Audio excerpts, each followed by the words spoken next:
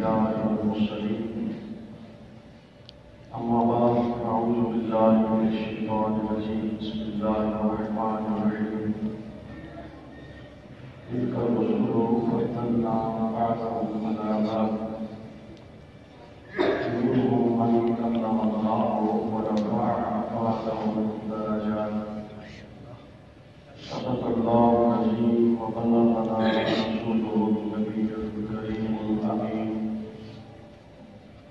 قال الله تبارك وتعالى في شان حبيبه مخبرا وآخرا إن الله وملائكته يصلون على النبي يا أيها الذين آمنوا صلوا عليه وسلموا تسليما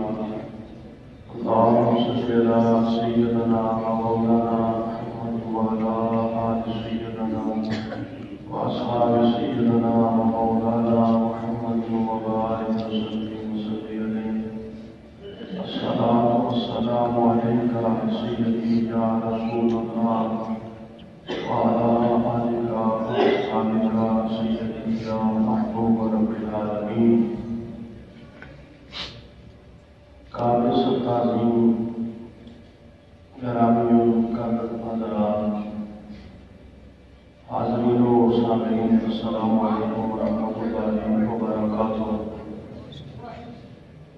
اللہ جل وجلہ کا لاکھ شکر اور اس کا احسان ہے کہ آج اس بابرکت دن میں رب کائنات نے ہمیں یہ توفیق عطا فرمائی ہے کہ نماز جمعہ کی ادائیگی کے لیے اللہ کے گھر کے اندر ہماری حاضری ہمیں نصیب ہو رہی ہے۔ حالانکہ کائنات ہماری اس حاضری کو اپنی بارگاہ کے اندر شرف قبولیت عطا فرمائے اور جمعہ المبارک کے جتنے بھی فیوزات و برکات ہیں رب کائنات ہمیں وہ سارے آج کی برکت سے عطا فرمائے۔ قرآن کریم فرقان مجید کی ایک آیت مبارکہ آپ کے سامنے تلاوت کرنے کا شرف حاصل کیا ہے۔ مختصر سے اس وقت میں چند معلومات گزارشات جو اس آیت کریمہ کے ضمن میں مجھے سمجھ ملی ہے آپ کے سامنے بیان کرنے کے ساتھ حاصل کروں گا۔ رب کائنات نے یہ ارشاد فرمایا ہے تلک الرسل فضلنا بعضهم علی بعض کہ میرے جتنے بھی انبیاء اور رسل ہیں ان سب کو میں نے ایک دوسرے پہ فضیلت دے کے رکھی ہے۔ منہم من کلم اللہ انہی انبیاء اور رسل میں سے میرے بعض نبی اور رسل ایسے ہیں کہ جنہیں میں نے ہم کلامی کا شرف عطا فرمایا ہے اور انہیں کلیم بننے کا شرف عطا کیا ہے۔ ورفع بعضهم درجات اور بعض میرے رسولوں میں سے ایسے بھی ہیں کہ جن کو میں نے کئی درجوں بلندی سے نواز رکھا ہے۔ اس آیت کریمہ کے اندر سادے لفظوں میں کائنات نے گروہ انبیاء نے جتنے بھی انبیاء اور رسل اس کائنات میں مبعوث فرمائے ہیں ہر نبی اور رسل کو اللہ نے ایک خاص مقام عطا فرمایا ہے، ایک خاص شان عطا فرمائی ہے اور ہر نبی جو اس کائنات کے اندر اللہ کی طرف سے نبوت کا وارث بن کے تشریف لایا ہے، ہر نبی نے اللہ کی بارگاہ سے بڑی عزتیں حاصل کیے ہیں، بڑے مقام حاصل کیے ہیں، بڑے شرف حاصل کیے ہیں۔ تو رب کائنات یہی بیان فرما رہے ہیں کہ ہر نبی اور ہر رسول جو اس کائنات کے اندر جلوہ فرما ہوا وہ بہت زیادہ فضیلتوں کے مالک رہے ہیں۔ جس نبی کی شان کو بھی اس کے امتیوں نے دیکھا تو وہ پکار اٹھی کہ جتنی شانیں ہمارا نبی لے کے آیا ہے شاید ہی کائنات کے اندر اتنی شانوں کا مالک کوئی آیا ہو۔ میں نے اپنے انبیاء کو اتنی زیادہ عزتوں سے نواز رکھا ہے کہ ہر نبی کی امت جب اپنے نبی کے مقام مرتبہ عزت کو دیکھتی تو پکار اٹھتی کہ ہمارے نبی کو اللہ نے جتنی عزتوں سے نواز رکھا ہے شاید ہی کائنات کے اوپر کوئی ایسا خوش نصیب ہو کہ جس کو اتنی زیادہ عزتوں سے اللہ نے نواز رکھا ہو۔ رب کائنات اسی جانب اشارہ فرماتے ہوئے یہ بیان فرماتے ہیں کہ ہر نبی کو میں نے دوسرے نبی پر فضیلت دے کے رکھی ہے۔ آگے اشارہ فرمایا منہم من کلم اللہ، انہی رسولوں میں سے بعض میرے رسول ایسے ہیں کہ جنہیں میرا ہم کلام ہونے کا شرف ملا ہے اور وہ کلیم کے درجے پہ فائز ہوئے۔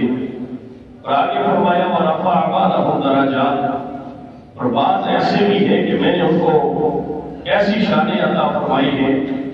ایسا مقام عطا فرمایا ہے، ایسا مرتبہ عطا فرمایا ہے کہ 1.25 انبیاء کی شانیں ایک طرف ہے اور اس تنہا نبی کی شان ایک طرف ہے، باقی سارے انبیاء کے مقامات ایک طرف ہے اور اس ایک نبی کا مقام ایک طرف ہے۔ جس طرح یہاں پہ ہم کافی تعداد میں لوگ بیٹھے ہیں، اگر یہ کہہ دیا جائے کہ یہاں ہر آدمی دوسرے آدمی پہ فضیلت رکھتا ہے تو آپ ہر آدمی کو دیکھیں گے کہ یہ دولت کے لحاظ سے اتنا زیادہ دولت مند ہے کہ یہاں پہ کوئی اور آدمی جتنا دولت کا مالک نہیں ہے۔ آپ کسی آدمی کو دیکھیں گے کہ یہ حسن و جمال کے لحاظ سے اتنا خوبصورت ہے کہ پورے اس مجمع کے اندر کوئی اتنا زیادہ حسین نہیں ہے۔ آپ کسی اور شخص کو دیکھیں گے تو کہیں گے کہ یہ عمر کے لحاظ سے اس پورے مجمع کے اندر اتنی زیادہ عمر والا ہے کہ کوئی اور شخص اس جتنی عمر اس پورے مجمع کے اندر نہیں رکھتا۔ گویا ہر شخص کو جب ہم دیکھیں گے تو وہ دوسرے آدمی سے ایک ممتاز مقام رکھتا ہوگا۔ ہر آدمی دوسرے آدمی سے ایک جداگانہ تشخص رکھتا ہے، ایک جداگانہ پہچان رکھتا ہے، ایک جداگانہ حیثیت رکھتا ہے۔ لیکن یہ تو بات ہے کہ اگر مل جملہ یہ اعلان کر دیا جائے کہ یہاں اس پورے مجمع کے اندر ہر آدمی دوسرے آدمی پہ فضیلت رکھتا ہے تو پھر ہم ہر شخص کے اندر دیکھیں گے کہ اس کے اندر ایسی کون سی کوالٹی موجود ہے، کون سا ایسا امتیازی وصف موجود ہے جو دوسرے آدمی کے اندر موجود نہیں ہے۔ تو ہم ہر آدمی کی جب ذات کو دیکھیں گے تو کوئی نہ کوئی پہلو ایسا ضرور مل جاتا ہے کہ جو دوسرے آدمی کے اندر موجود نہیں ہوتا۔ لیکن اگر یہی بات اس حوالے سے کر دی جائے کہ یہاں اس مجلس کے اندر ایک ایسا شخص بھی بیٹھا ہے کہ جس شخص کو اللہ نے اتنی شان سے نواز رکھا ہے، اتنے مقام سے نواز رکھا ہے، اتنے بڑے مرتبے سے جو ہے وہ اللہ نے اسے نواز رکھا ہے کہ اتنے بڑے گھروں کے اندر کوئی بھی شخص کسی بھی لحاظ سے اس کا مقابلہ نہیں کر سکتا۔ تو پھر ہم تلاش کریں گے ایسے شخص کو کہ جس پہ اللہ نے اتنا کرم فرمایا ہو کہ ہر لحاظ سے وہ مکمل اور اکمل ہو۔ دولت کے لحاظ سے دیکھو تو اس سے زیادہ دولت مند کوئی نظر نہ آئے، شہرت کے لحاظ سے دیکھیں تو اس سے زیادہ شہرت کا مالک کوئی نظر نہ آئے۔ اسی طرح اگر پرہیزگاری، تقویٰ اور علم کے لحاظ سے دیکھیں تو اس سے زیادہ علم والا، تقوی والا اور پرہیزگار کوئی نظر نہ آئے۔ اسی طرح اگر عمر کے لحاظ سے دیکھیں تو اس سے زیادہ عمر رسیدہ بھی وہاں پہ کوئی نظر نہ آئے۔ ہر ایک وصف جب اس کے اندر موجود ہوگا تو پھر ہم یہ کہنے میں حق جانب ہوں گے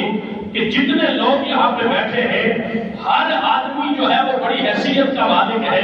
بڑے مقام کا مالک ہے، لیکن اس پورے مجمع کے اندر ایک ایسا شخص بھی موجود ہے کہ اللہ نے اسے جتنی شانوں سے نواز رکھا ہے اس پورے مجمع کے اندر ہمیں کوئی اس کے مقابلے کا نظر نہیں آ رہا۔ اب رب کائنات جو اس آیت مقدسہ میں ذکر فرما رہا ہے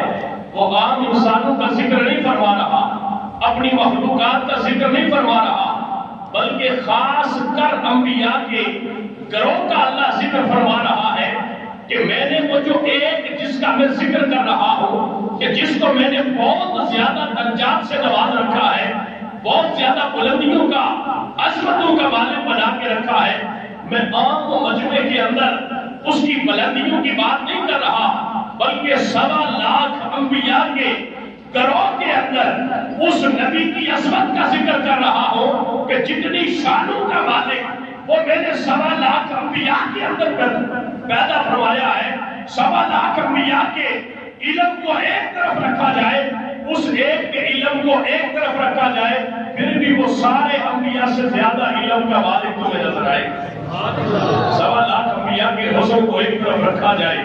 پھر بھی وہ حسن کے لحاظ سے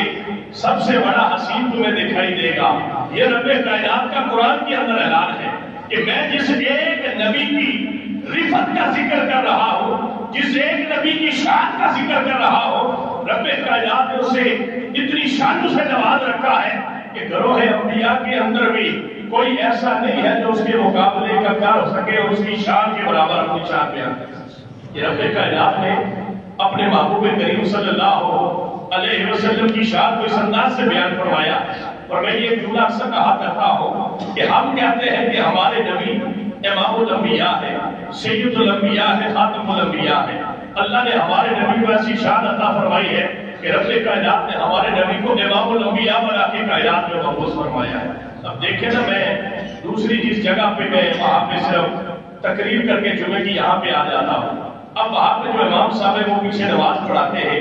اب وہاں کوئی بھی مجھے امام نہیں کہتا، سارے کہتے ہیں یہ ہماری مسجد کے خطیب ہیں، بس آتے ہیں خطبہ دیتے ہیں جمعے والے دن اور یہ 1 بجے یہاں سے چلے جاتے ہیں۔ اسی طرح یہاں پہ جو قاری صاحب نمازیں آپ کو وہ پڑھاتے ہیں، یہاں پہ بھی آپ مجھے امام نہیں کہتے، امام آپ کے وہی ہیں جو آپ کو نمازیں پڑھاتے ہیں۔ میں تو صرف ایک جمعے والے دن آپ کو خطاب کرتا ہوں، خطاب کے بعد جمعہ پڑھاتا ہوں، میں آپ خطیب آپ کا ہو سکتا ہوں، لیکن آپ مجھے اپنا امام نہیں کہتے۔ ہر سر دستگر کیا بھی دیتے ہیں تو حج نہیں ہے، لیکن اسی طرح اگر آپ کے محلے کے اندر بالکل آپ کے پڑوس میں ایک آدمی رہتا ہے جو علم کے لحاظ سے بہت بڑا عالم ہے، بہت بڑا عالم فاضل ہے، لیکن وہ آپ کو امامت نہیں کرواتا، آپ اسے مفتی صاحب کہیں گے، آپ اسے عالم دین کہیں گے، آپ اسے حضرت صاحب کہیں گے، آپ اسے شیخ صاحب کہیں گے، آپ اسے امیر صاحب کہیں گے، لیکن جو آپ کو نماز نہیں پڑھاتا وہ علم کے لحاظ سے جتنا بھی بڑا صاحب علم ہو، آپ اسے امام نہیں کہتے کہ میرے پاس امام صاحب رہتے ہیں، آپ یہی کہتے ہیں مفتی صاحب رہتے ہیں، علامہ صاحب رہتے ہیں، امام آپ اسے نہیں کہتے ہیں جس کے پیچھے آپ جا کے نماز پڑھتے ہیں، آپ کہتے ہیں یہ ہمارا امام ہے۔ یہ بات ہم کہتے ہیں یا نہیں کہتے؟ اب ہمارا یہ دعویٰ ہے کہ اللہ نے ہمارے نبی کو امام الانبیاء بنا کے کائنات میں مبعوث فرمایا۔ اب امام بننے کے لیے اگر یہ کہا جائے کہ آدم کائنات کے اندر سب سے پہلے نبی بن کے آئے تو حضرت آدم کی امامت میرے آقا نے کب کروائی؟ حضرت ابراہیم حضور سے پہلے، حضرت موسیٰ حضور سے پہلے، حضرت عیسیٰ حضور سے پہلے، سارے انبیاء حضور سے پہلے۔ حضرت عیسیٰ اور حضور کے درمیان جو وقفہ ہے 6 صدیاں جو ہے درمیان میں، حضرت عیسیٰ کے بعد حضور کائنات میں تشریف لاتے ہیں۔ امام الانبیاء کیسے بن گئے؟ آئے بعد میں ہے، نماز پڑھائی کہاں ہے؟ امامت تم کیسے مان رہے ہو؟ تم تو محلے کا امام اسے نہیں مانتے جو تمہیں نمازیں نہیں پڑھاتا، تم تو اپنے نبی کو امام الانبیاء کہتے ہو۔ ہم یہی کہتے ہیں کہ مسجد اقصیٰ کے اندر جب بندہ نگاہ اٹھا کے دیکھتا ہے تو رب کائنات جبریل امین کے ذریعے اپنے محبوب کریم سے فرمایا کہ محبوب عمر کے لحاظ سے بظاہر مجھ سے زیادہ یہاں پہ لوگ موجود ہیں، حسن و جمال کے لحاظ سے یوسف جیسے انبیاء بھی یہاں پہ موجود ہیں، اسی طرح داؤد جیسے لہر داؤدی والے اچھی قرات والے بھی یہاں پہ موجود ہیں، لیکن اے محبوبہ مصلی امامت پہ تو کھڑا ہوگا اس لیے تاکہ لوگوں کو پتہ چل جائے کہ 1.25 لاکھ انبیاء کے اندر رب کائنات نے جس نبی کی شان کا بیان فرمایا ہے یہ وہی نبی ہے کہ جس کے سارے انبیاء مقتدی بن کے کھڑے ہیں اور وہ مصلی امامت میں کھڑ کے سب کا امام بن رہا ہے۔ اب رب کائنات یہی فرما رہا ہے وَرَفَعَ بَعْضَهُمْ دَرَجَاتٍ، میں نے ان رسولوں کے اندر بعض میرے رسول ایسے ہیں کہ میں نے ان رسولوں کو درجات کے لحاظ سے سب سے زیادہ بلندی عطا فرمائی ہے۔ بات ایمانداری کی ہے کہ اگر بندہ ایمانداری سے دیکھے اور ہوش سے دیکھے تو سچی بات یہ ہے کہ گروہ انبیاء کے اندر ہمیں کوئی بھی شخصیت